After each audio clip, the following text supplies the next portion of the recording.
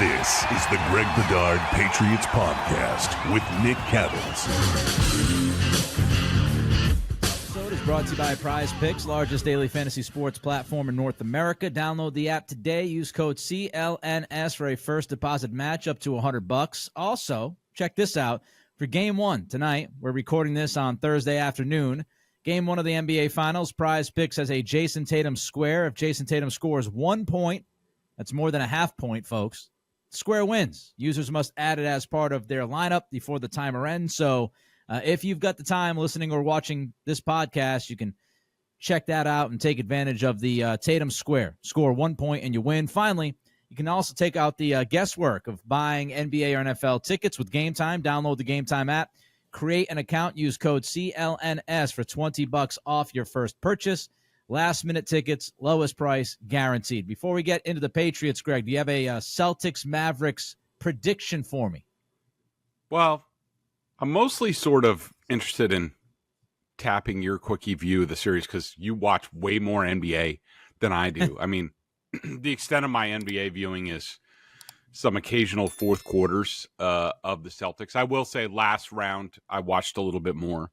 Was very impressed by the Pacers and their offense and how they move the ball. I just thought that they didn't, with Halliburton not playing or not at 100%, they just didn't have a quote-unquote finisher to sort of seal the deal. And, you know, if it was whether he was healthy or they had somebody else, you know, could that series have gone a little bit differently? Maybe, but we'll never know.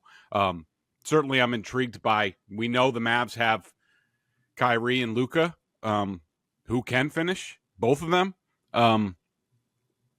But in my mind, I mean, I just think the Celtics are just better, deeper, more options, more ways to beat you. You know, I was super impressed with Holiday in the last round. I just think, you know, and we'll see with Porzingis what he's able to do, how long he's going to be able to go, and that's significant in terms of rim protection and also what he brings on the outside. But, you know, to me, if you were asking me what's the difference in my mind, in my very layman's mind, and how much I view the Celtics, you know, what's the difference between this team and some previous versions of this team?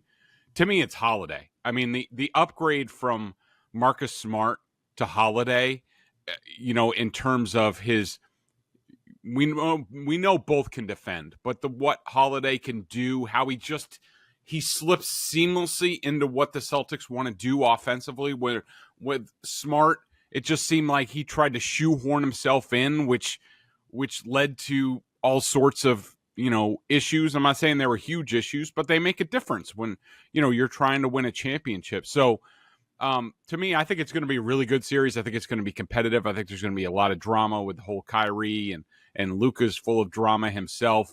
I am, for the first time in a long time, I'm looking forward to an NBA Finals. I've always been more of a Stanley Cup Finals guy, which I am also looking forward to on the other side starting Saturday. But I'm looking forward to it. I think it's the Celtics' time. I thought it's been their time the whole year, and we'll see what happens. I don't want to repeat a lot of what you said because I think you're on the money several different ways. I got the Celtics winning the series. I do think their top-end talent, 1 through 6, is just better than Dallas. And they've got the experience factor now in their back pocket. They've been there before. Of course, Kyrie's been there before. Derrick Jones Jr. has been there before. I would say Luka, you know, he hasn't been to an NBA Finals, but he played so many big games at a championship level across seas. I don't think he's going to be shook by the NBA Finals stage. But everybody else, you know, P.J. Washington, Derek Lively, who's a rookie, Gafford, you know, those guys, it'll be interesting to see how they respond to such a big stage. I just think the Celtics' versatility on both ends of the floor is where I separate these teams, aside from the top 6, because as you said, Greg, the Celtics can beat the Mavericks multiple ways. I don't think that's the case with Dallas. Like, Dallas is going to beat the Celtics by playing Dallas's game, which is slow, methodical, Luka, Kyrie, ball dominant. And, you know, both those guys, they take tough shots, and they make a lot of the tough shots to their credit. But if the Celtics can make it just a little bit tougher on each guy offensively and then attack them defensively, I think they'll be in a good spot. Inevitably, it might sound ridiculous or, easy to say or simple. Shooting. The Celtics, when you look at it, I went through this during my podcast today to preview the finals and my thoughts and my prediction on it. 4 of the major guys for the Celtics have shot well below what they shot in the regular season from 3. Tatum's at 29%. He was almost at 38%. Holiday is well below. Sam Hauser he couldn't throw it in the ocean against Indiana. So, you've got 4 guys. Al Horford's the other one. Holiday, Horford, Tatum, and Hauser. If those guys get back to their level, then I think it's going to be really difficult for Dallas and could end sooner than people think. But they got to make some shots. And Tatum, he's got a chance to redeem himself, because no matter what he's done since the 22 finals or before the 22 finals, there's so many people that just keep bringing that series up. And, it's a referendum on him. This is his chance. Go out there against Luka, go out there against the Mavericks, have a great series, and shut everybody up. So I think it's going to be an interesting series. And the Porzingis injury, if he can't give them 20 minutes a night, I don't think it's outrageous to think that this could go 7, and I don't think it's outrageous to think the Mavericks could actually win the series if Porzingis is unable to give them at least, 80% for 20 minutes. So we'll see how it all unfolds, but I think it'll be a very interesting NBA Finals. All right, let's get to the football. Let's get to the Patriots. Mandatory minicamp, Greg, next week. Just wanted to ask you, how important do you view mandatory minicamp when you look at the entire process of the camp season? Yeah, it's a good question, Nick. If you would have asked me, say, 10 years ago, I might have had a different answer to this. I don't think it's overly important at all. I really don't. Not anymore. The way things have changed, the way that training camp is handled, the sort of length of, you have the 3 preseason games, but then you have a long layoff from, the final roster cutdowns to the beginning of the season. And plus, it's just so different in terms of these guys. They do so much away from the complex now on their own with their own trainers and their own people and things like that. It's very rare in these days that you see somebody, at least certainly a veteran, because this is when we're going to see a lot of the veterans come back. We've seen the younger guys. They're more prone to stick around. But, all these guys, I can't remember the last time, I thought a guy came back in really bad shape or something like that. I'm sure there's a guy or two a year, but nobody really all that significant. And so really this is about mandatory minicamp, and we'll see what the Patriots end up doing. Right now they're scheduled for 3 practices next week. That's not always how it goes down. When Belichick was here, they often canceled the last one for a quote-unquote team building exercise. We'll have to see what Gerard Mayo decides, given his want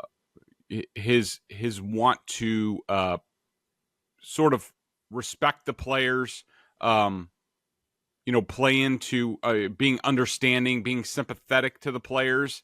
I think the chances are probably pretty high that one of the practices gets canceled for something along those lines, the team building type stuff. But I think that, really this is about these guys, the team sort of checking in.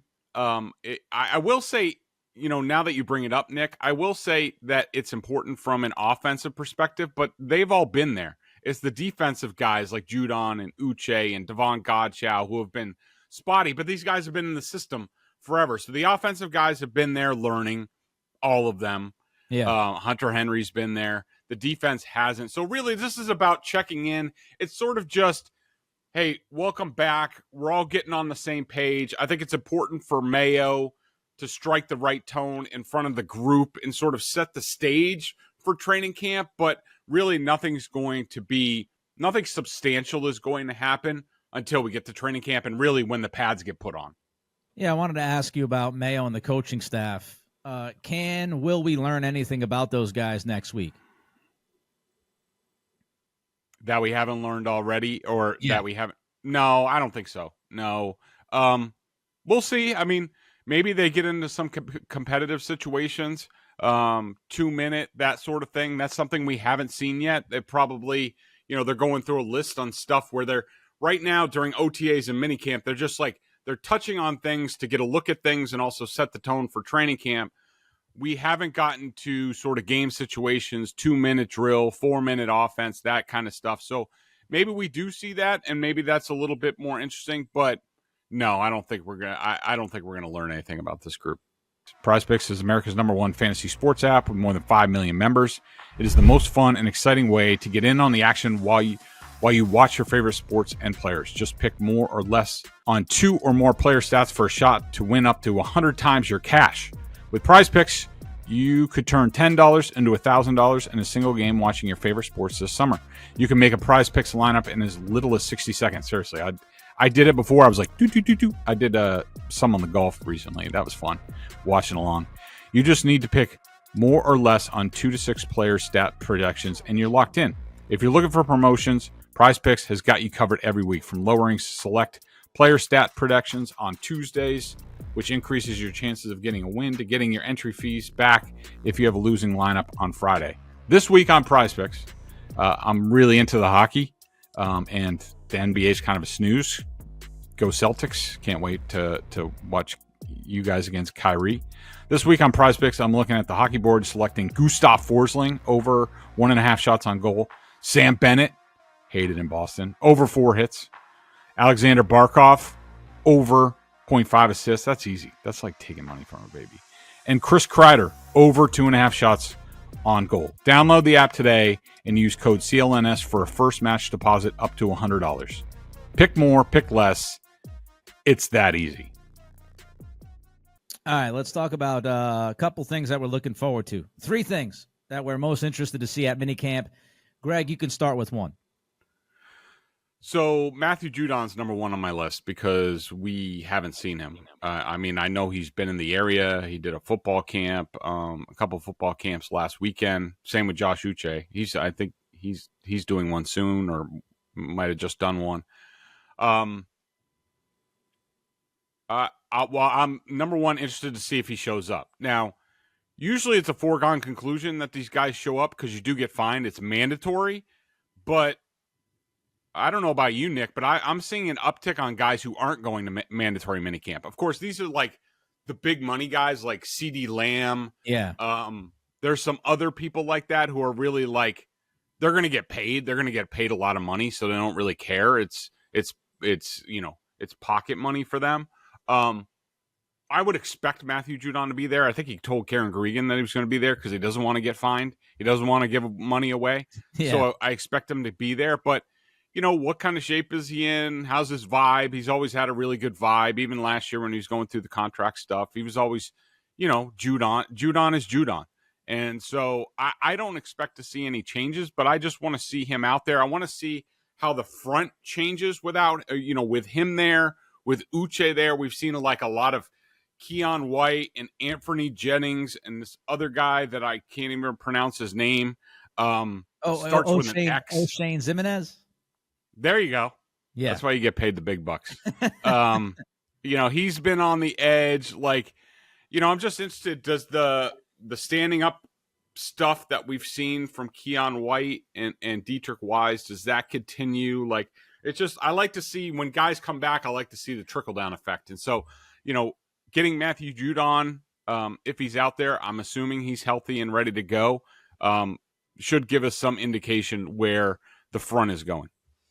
Yeah, I cheated with Zimenez because he went to ODU when I was down in Virginia Beach. So I know all about O'Shane Zimenez. All right, so there you go. I also want to weigh in on the Judon stuff twofold. Number one, how does Mayo handle it if he's not there? How does Mayo handle it if Judon decides? As you said, Judon's Judon. He usually doesn't go overboard with his comments, but he was on Felger and Maz back during the Super Bowl time, and he pretty much let everybody know that he wants a long-term deal. So will he try to put a little bit of pressure on Elliott Wolf and Mayo if/when he shows up? Interesting to see how they handle that dynamic. And the defensive front, I went through this on a podcast for my Patreon members last night.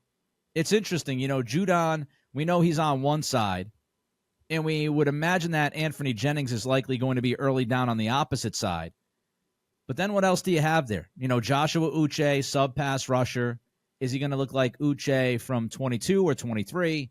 Keon White, is he an edge? Can he play out there? Do they want to move him inside? Is he a tweener? How's he kind of look amongst the people?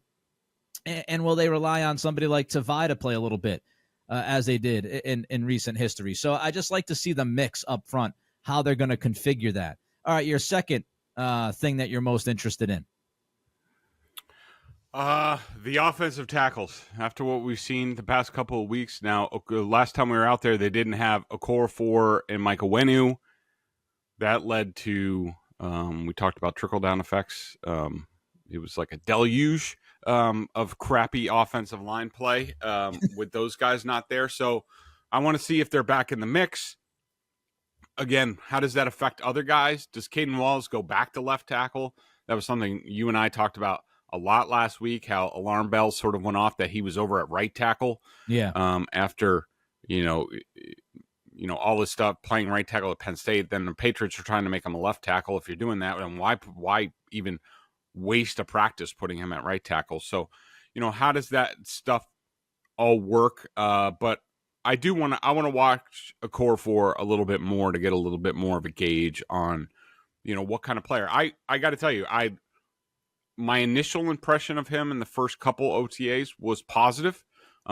He looks the part. He moves decent amount, enough to play the left tackle position. And like we said before, if Michael Winu's a great right tackle, you can get away with an average left tackle because you can help that guy as long as you don't have to help both tackles. So, that they don't have a quote unquote left tackle right now is not overly alarming to me. You certainly worry about depth, but let's see the starters back out there, how it looks. I'm hoping that it looks better. It can't look much worse than it did this week. I'm looking forward to the outside cornerback 2 position. A lot of people have been talking about Alex Austin. He's looked pretty good.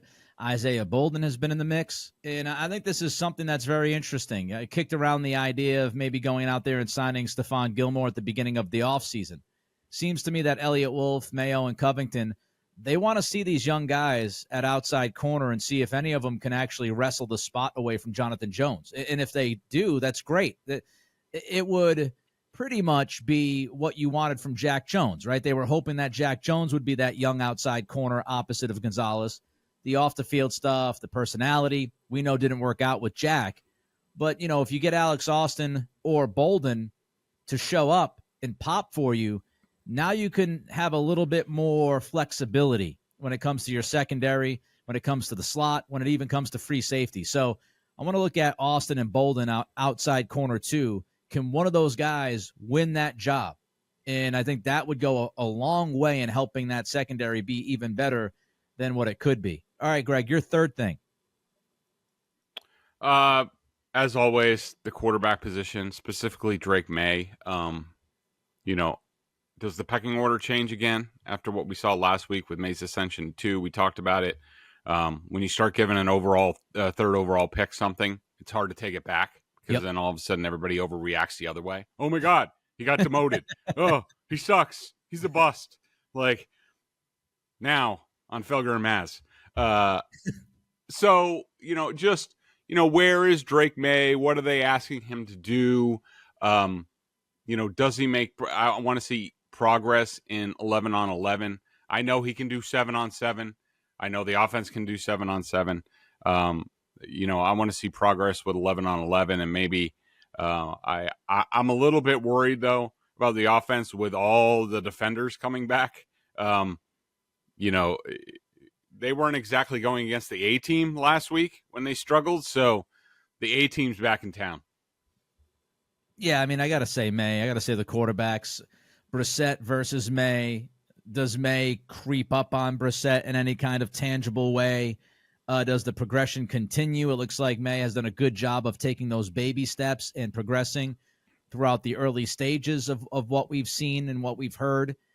We'll see if he takes that next step next week in mandatory minicamp, because in a perfect world, you would have Maye at least competing with Brissett by training camp, like legitimately competing with him, even if it's unlikely for him to win the job.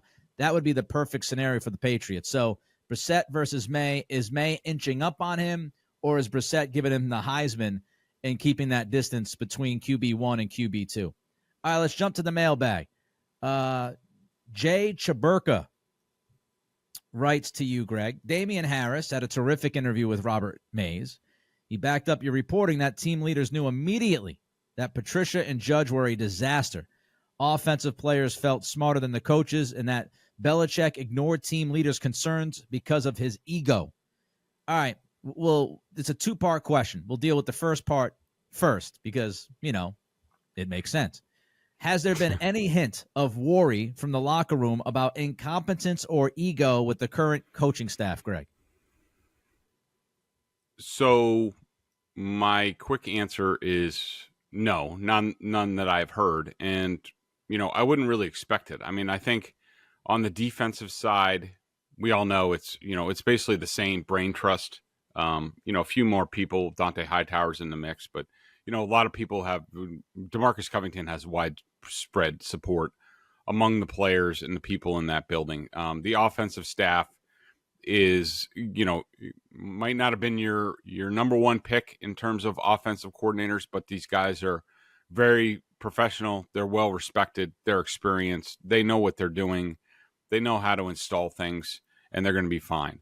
As far as I haven't heard anything about the players, but I do think that internally in the building, the jury is still out on Jerod Mayo as far as, does he have the goods to deliver in this position? Now, it's still early, and when I was hearing a lot of things, not much was going on, so I didn't really, pay much attention to it. And I'll check in after, once we get to the summer, if people aren't on vacation yet, to see how they think the spring went and all that. But, so overall right now, I would say no. Certainly nothing on the lines of Patricia and Judge. I mean, I think I went back, and you could search on Twitter for this for, when I was on NBC Sports Boston. I think it was something like the middle of May when I went on NBC Sports Boston and sounded the alarms about, like, people were greatly alarmed in the building with what was going on with the offense. And so there's been nothing close to that. No, certainly not. Like 2-3 weeks after the draft. Oh my God, what have we done? It's a bleep show. Second part of the question from Choburka. The Packers and Browns both invest a lot in running backs. Do you get the sense that the Patriots are going to follow their lead? And which route would you go with Ramondre?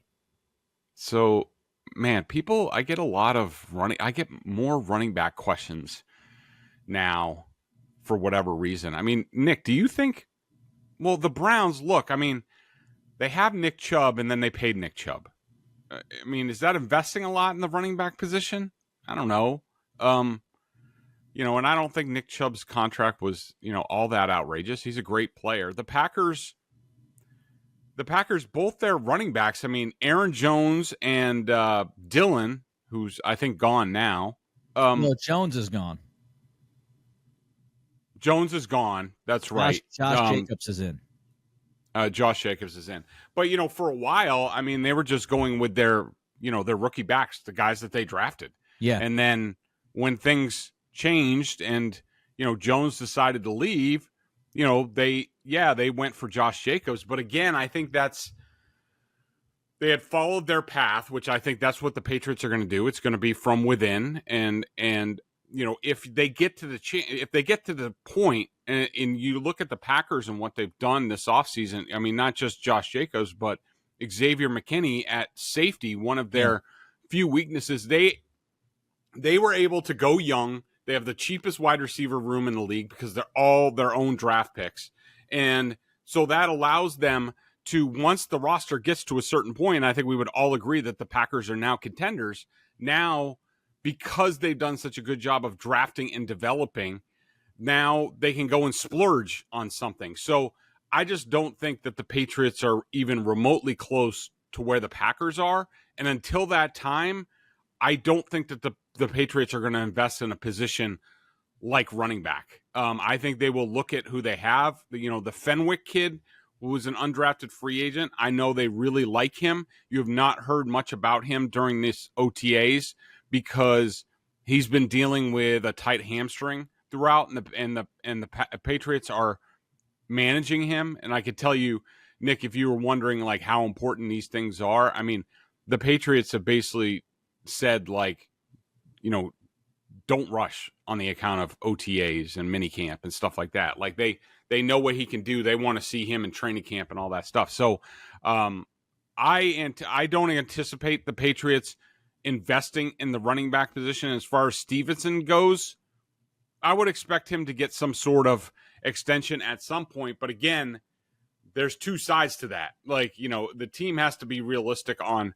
what do we need to pay a running back when we can go out and draft somebody or get somebody off the street that can do at least fill the role. Or, in Stevenson, I'm sure because he's been a workhorse back for this team, wants to get paid. Do those two things align? We'll see. The Celtics are in the NBA Finals, and I can tell you, Nick is very excited. Celtics will have home court, so possibly 4 games at TD Garden. How awesome would it be to go to a game and experience that atmosphere and get to hate on Kyrie? Game Time makes getting NBA Finals tickets even faster and easier. Prices on the Game Time app actually go down the closer it gets to tip-off. With killer last-minute deals, all-in prices, views from your seat. I love that. I have to see the view from my seat before I purchase any tickets. It's right there in the app. And their lowest price guarantee, Game Time takes the guesswork out of buying NBA tickets. I was just looking at the app for Game 1 and saw a ton of discounts being offered. Like, seriously, it says like, $49 off, $100 off. Of course, the price tags are expensive. Not outrageous if you're a hoophead and planning on going to the NBA Finals. Like I said, love getting a panoramic view from the seat in the app before I buy. Take the guesswork out of buying NBA Finals tickets with Game Time. Purchase the Game Time app. Create an account. Use code CLNS for $20 off your first purchase. Terms apply. Again, create an account and redeem code CLNS for $20 off your first purchase. Download Game Time today. Last minute tickets. Lowest price guaranteed. Let's get to another mailbag question. This one's roughly a 15-parter from Blue Jay 6. Let's start with the first part of the 15. Was it a mistake to draft a wide receiver before a left tackle? Yes. Yeah, I think we've been saying that for a couple of years. I mean, they need, let's just put it this way. They needed to get a left tackle type in one of the first 3 rounds. I don't know how you do it, but I mean, if you really like Polk and you take Polk at the top of the second round, then you better expend some resources. Maybe the draft pick that you picked up at one point, I mean, when they traded down or something like that, then go up and get somebody. But so I'm saying it didn't have to be the Polk pick, but they needed to do something more that they did. What was really interesting about the draft when you go back to it is they were kind of stuck in a really difficult spot when you think about it, because they were, at the top of the second round, but the run of tackles was, pretty bananas through the first 20 picks or so. And then you had Jordan Morgan go 25th, and you had Tyler Guyton go 29th to Dallas. You didn't have really many deals at all. You had, I think, 3 trades post the 17th pick in the first round, and 2 of those trades were made by Buffalo, and Buffalo was not interested, reportedly, in dealing with you in any capacity unless you knocked their socks off, and I don't think the Patriots felt comfortable knocking anybody's socks off because they had so many needs.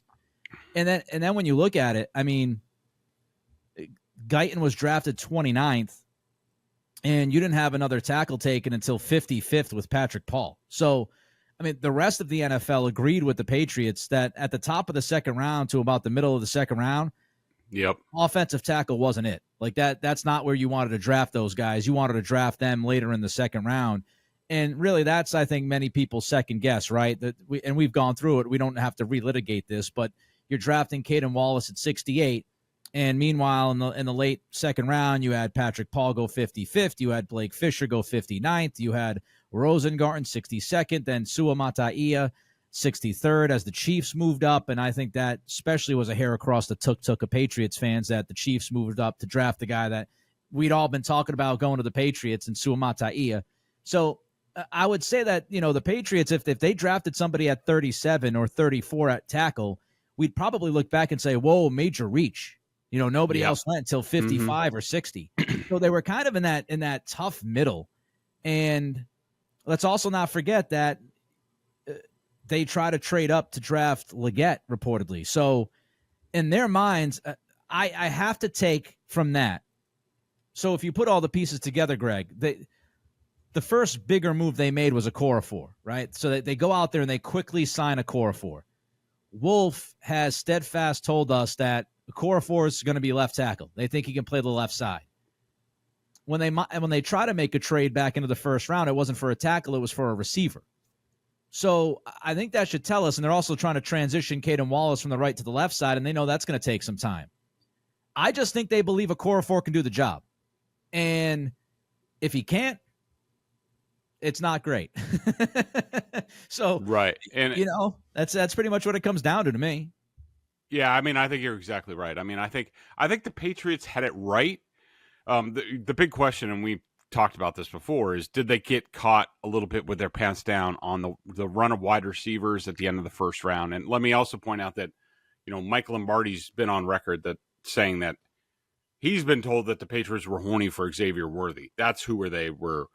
All right. Going up for. He has said that, I think, last week on his on McAfee or something like that. And I think he also said it on his own podcast.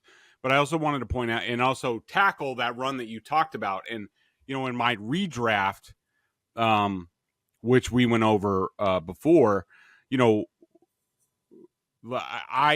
the thing that I did to get ahead of it. So I was fine, and I made the Polk pick. I like Polk. I'm fine with that. I'm fine with what they did. I'm fine with trading down.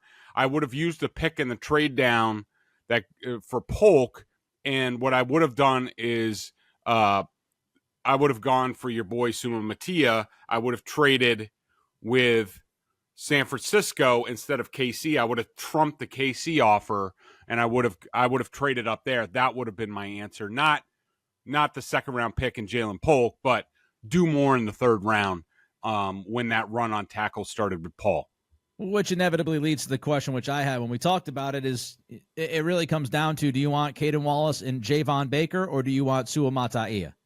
That was really the decision they had to make, because if they wanted to trade that pick, that fourth round pick that they got from trading from 34 to 37 and then drafting Polk, that pick was 110. You're looking at probably trading 110 and 68 or whatever it was to move up to get Suamataia. And I would imagine that the Patriots, their estimation, they said the guy that we're going to get at 110 and Caden Wallace trumps what we're going to get, from Suamataia. And again, we won't know until they play, but that seems like what their train of thought was.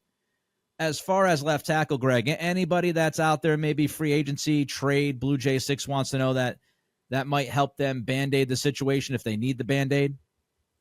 I mean, maybe. I think Donovan Smith's still out there, Charles Leno, it's possible, but I think, like we talked about before, I think they'll get through mandatory minicamp. They'll reevaluate. If they think it's a dumpster fire, then they'll do something. You also have to keep in mind that a lot of these veteran guys don't like to sign. They don't like to go through OTAs, so all this, second guessing about why haven't they done anything. A lot of those guys don't want to go through OTAs. They don't really want to go through training camp. So they usually come in like midway through training camp. And so I think the Patriots are content to see how it goes. I think they think Okorafor's a good, solid player.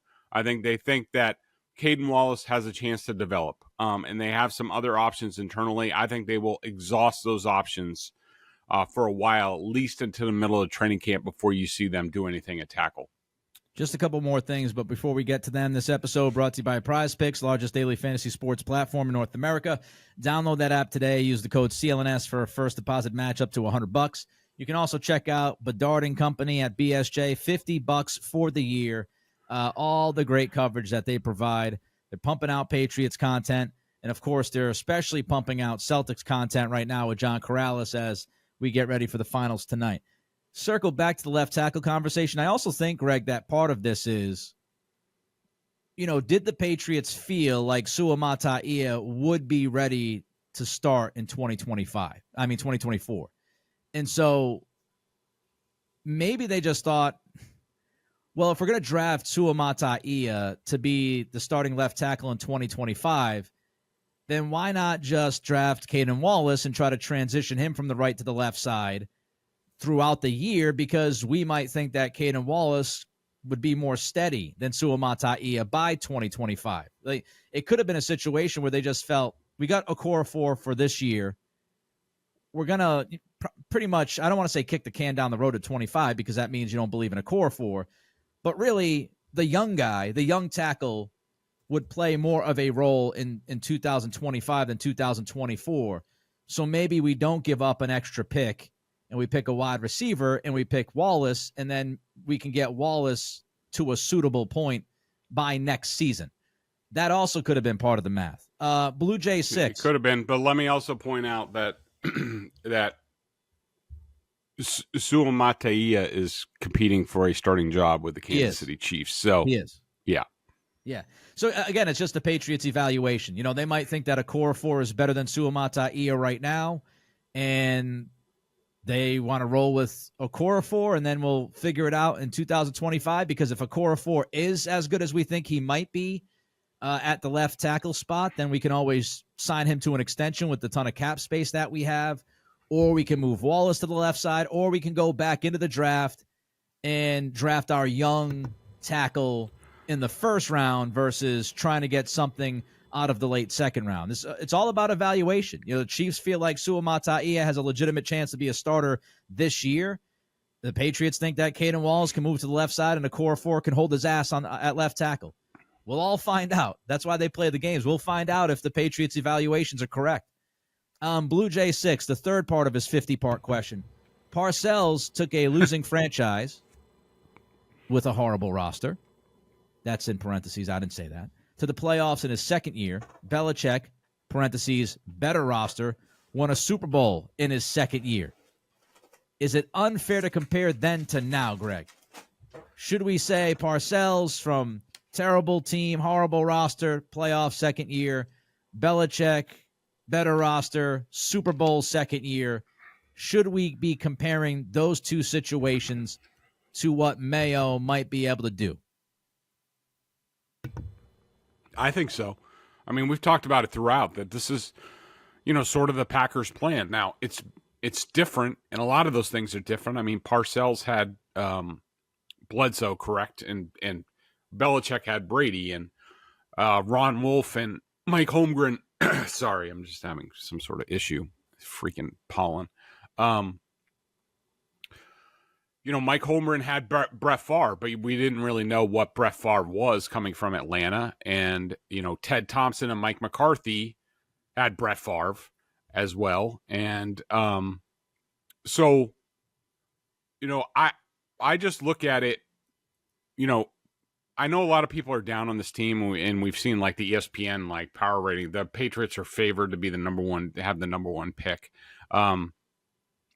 I'm sorry, I just don't see it that way. I think there's way too much talent on this team. Now, offensively, are they challenged? Yeah, but there's ways to scheme around that and be productive. And, number one, just cut down on the turnovers. And then defense should be fine, which we talked about. And so, there were 4 wins last year. I'm sorry, they were a better team than that. The kicker and the turnovers had a lot to do with that, or else they're like a 7-win team. I expect this team to be, 6, 7, 8 wins somewhere in there. And is it going to take time? Is there a lot of unknown? And does it not look great on paper? Yeah, but that doesn't mean it's not going to happen. All right. He's Greg. I'm Nick. We're going to make sure that Greg can actually survive this bout he's having right now with the pollen and all sorts of stuff. Make sure he can live through this moment in time. Everybody have a great weekend. NBA Finals starting tonight. Hopefully, the beginning of the next championship team here in the New England area. We'll see how it plays out. But have a great weekend. Enjoy yourself. Until next week, it's the Greg Bedard Patriots Podcast with Nick Cap.